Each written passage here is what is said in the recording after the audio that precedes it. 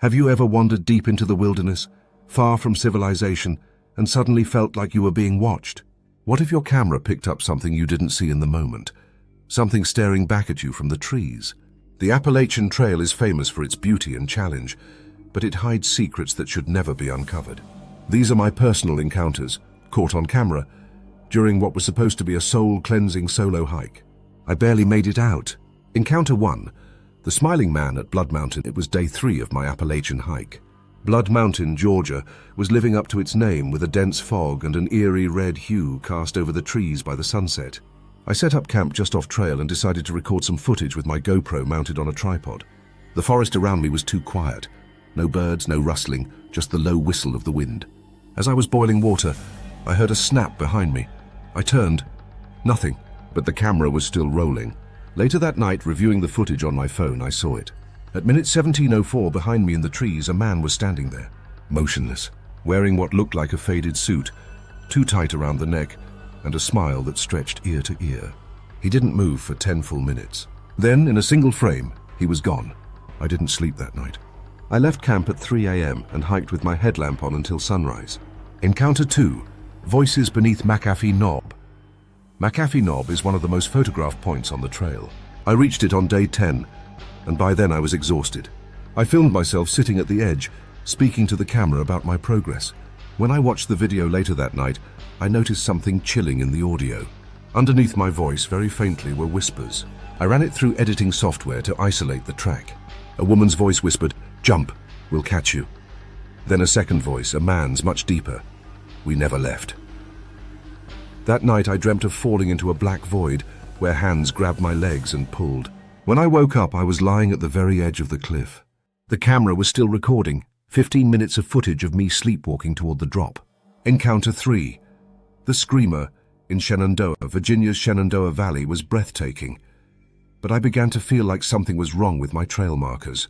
I was looping back to the same landmarks, even though I was following the GPS.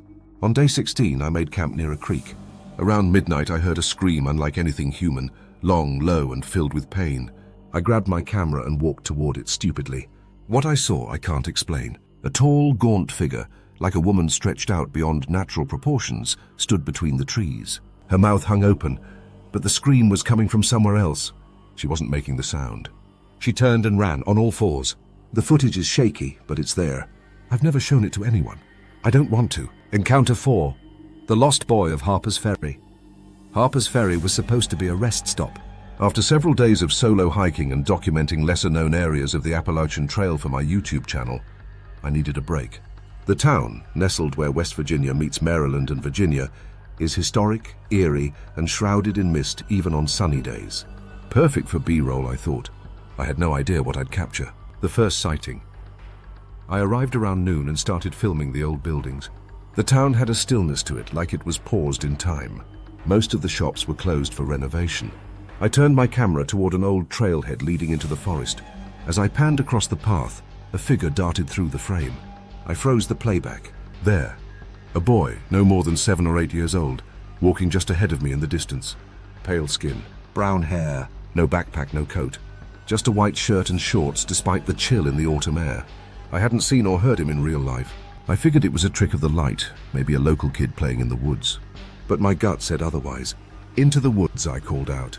"Hey, little man, are you lost?" No answer. I stepped forward. The fog thickened around the trail. The farther I walked, the quieter everything became. No birds, no rustling, not even wind. The boy appeared again, just a flash of white through the trees. He ducked behind a large oak. I quickened my pace. "Hey, wait up!" When I reached the tree, he was gone. But something else caught my eye. Carved into the bark were 4 words. "He walks behind you." I laughed nervously. All right. Local kids playing games. Probably just a weird art project. But my breath caught in my throat. My camera, still rolling, captured my reaction. The genuine fear that passed over me. I turned around quickly. Nothing. Just fog and trees. I checked into a small hiker's hostel that night. The owner, Martha, was an older woman who had lived in Harper's Ferry her whole life. As she handed me my key, she noticed my camera. "You filming for something, hun?" "Yeah, I do trail vlogs. Mostly nature stuff. Ghost stories too when I find them." Her smile faded. "You seen anything unusual around the old forest trail?" I hesitated. Maybe, a little boy, kinda pale, white shirt, didn't talk. She grew pale herself, her voice lowered. That ain't no living boy. She told me the story. In the early 1900s, a boy named Thomas went missing in the woods near the trail. His parents searched for weeks. No body was ever found, but hikers since have reported seeing him, always just ahead, never responding. Some say they hear whispers. Others never return. I laughed it off, sort of. But that night, I reviewed my footage. I watched the clip again, the one where the boy walks just ahead of me. But as I slowed it down, something chilled my blood. The boy wasn't ahead of me. He was behind me. Every frame showed him lurking just over my shoulder, slightly out of focus. His expression was blank, eyes hollow. His mouth seemed to move, but no sound came. At one point, just as I had turned around at the tree, he was close enough to touch me. His hand reached out, but the moment my body shifted, he vanished from frame. I checked the next few minutes.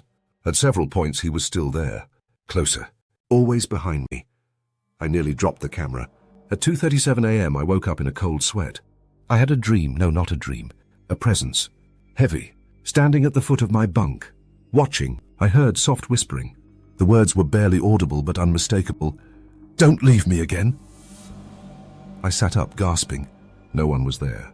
The bunk below mine was empty. The hiker who checked in earlier had apparently left in the middle of the night. I looked at the floorboards where dust had gathered. One set of child-sized footprints led from the door to my bed and stopped. I didn't sleep the rest of the night. The next morning, I made a stupid decision. I went back.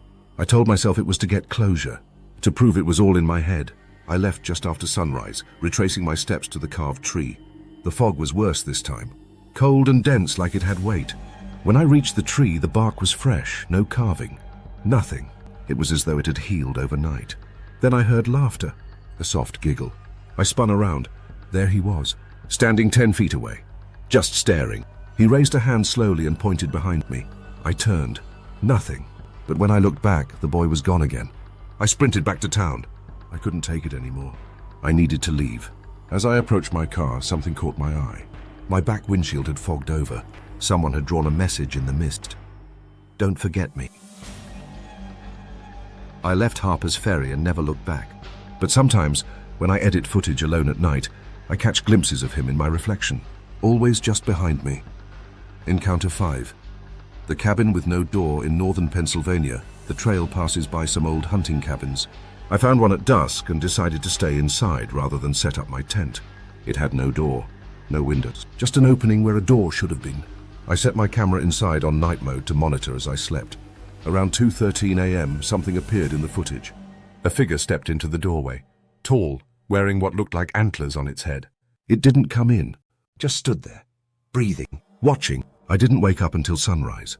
The camera was off. My gear was moved, and something had drawn a circle of stones around me while I slept. Encounter 6.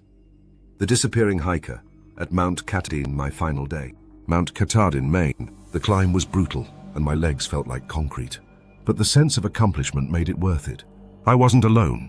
A man was hiking ahead of me, red jacket, heavy boots, grey beard. I kept filming him from a distance, hoping to get a cool ending shot. Near the summit, he stopped, turned, smiled, and then stepped off the cliff. I screamed, ran to the edge, but there was no body, no sign of anything below. When I played the footage back, he wasn't there. Not once, even though I filmed him for over an hour. Only thing on the video, me talking to no one. The Appalachian Trail gave me more than solitude. It gave me questions I can't answer, and footage I'll never release. If you're ever planning a hike, bring a camera. Not to remember where you've been, but in case you don't come back.